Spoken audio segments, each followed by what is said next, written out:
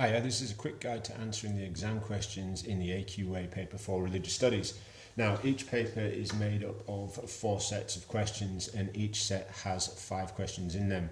For each exam on May the 14th and May the 20th, you will be expected to answer 4 sets of questions. So that's 20 questions in total for each exam. Now, the 5 questions are, to begin with, the 1 marker is a which question, the 2 marker is to give to, the 4 marker is to explain to, that's where you develop it further, and the 5 marker is to explain to with the teaching, and of course then the 12 marker is to evaluate, but we'll go into these in detail. There is a slight difference between the questions for paper 1, religions, and paper 2, themes, but we'll get to that as well. So the first question is a 1 marker. It's multiple choice, just pick the correct one, hopefully. Write the word rather than just the letter and don't waste any time on this. Seriously, less than a minute. If you don't know, move on, come back to it if you have time at the end. The second questions are give questions. You'll need to give 2 ideas, titles or beliefs. It'll be clearly written down. You don't need to explain anything, so don't waste any time or effort doing so. Use the space as an indicator for how much to write if need be. Make sure your points stand out as 2 separate points.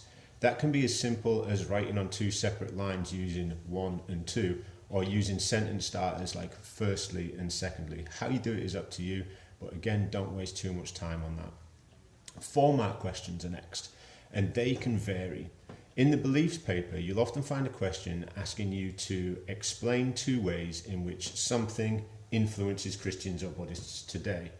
So what you've essentially got to do is focus on how the belief that is listed can impact a believer's life. How do they act, or what do they do, think or feel because of what they believe? Whereas in the practices paper, this might be slightly different. You're more likely to be asked to explain 2 contrasting examples of something and reasons for something or ways of doing something. But that word contrasting will often appear. And remember that AQA's definition of contrasting simply means different. So what the examiners are looking for are 2 clearly explained and well-developed points. Make a point, explain it, do it again with another point. In the themes paper, you'll come across the Great Britain question, where it asks you to refer to the main religious tradition of Great Britain and 1 or more other religious traditions. So here, you must mention Christianity and another religion if relevant. Ideally, one that you've studied in detail, don't just go guessing. Or you can reference 2 different denominations of Christianity. That contrasting will count for that, all right? It just means different. 5 mark questions are largely the same as 4 mark questions, but you'll be expected to refer to sacred writings or teachings in your answer.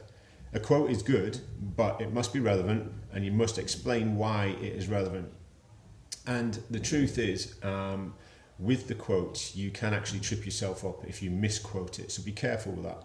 If you want a structure, you can't go wrong with good old-fashioned P. Make a point, explain it, and give evidence, and the evidence is your religious teaching. All right, and also remember that 1 reference to religious teaching is good enough. You don't have to do it again for each point. And, I guess this is the important bit that I was alluding to earlier, it doesn't have to be a direct quote, all right? By all means, paraphrase.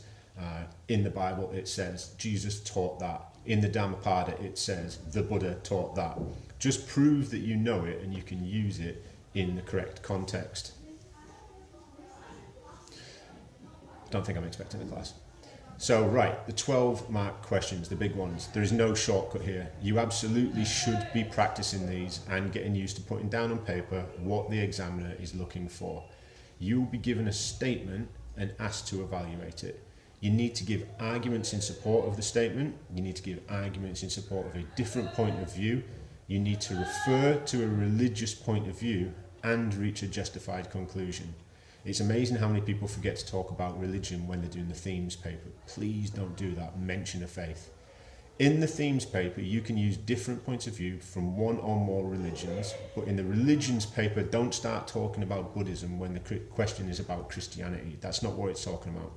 And you don't have to personally argue a point of view.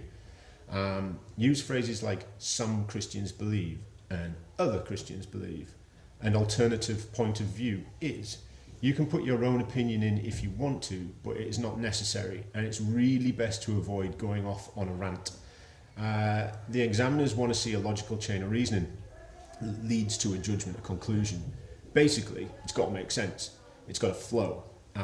If you really struggle with this, you can use an acronym to help you, although the examiners have said that for high achieving students, acronyms are actually slowing down the judgment.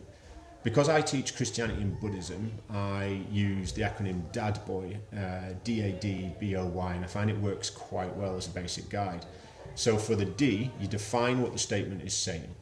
For the A, you make a point which agrees with the statement and then you develop it. D, you make a point that disagrees with the statement and you develop that as well. B is for Bible or Buddha. It's the memory A to make sure you include a religious teaching or point of view. And it doesn't even need to be tagged on here in this order. If it makes more sense to include a teaching in your agree or disagree section, then do that. The acronym is just so you don't forget to do each separate part. That brings us to O, any other point of view that might be relevant, and then Y, your conclusion. Given what you've already looked at, what is the most logical conclusion you can arrive at?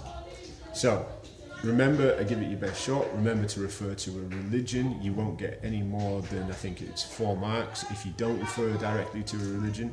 And of course, you do get extra marks in some of these papers for spelling, punctuation and grammar. So try and get your words correct, try and get your grammar correct, and write in full sentences. And practice, and good luck.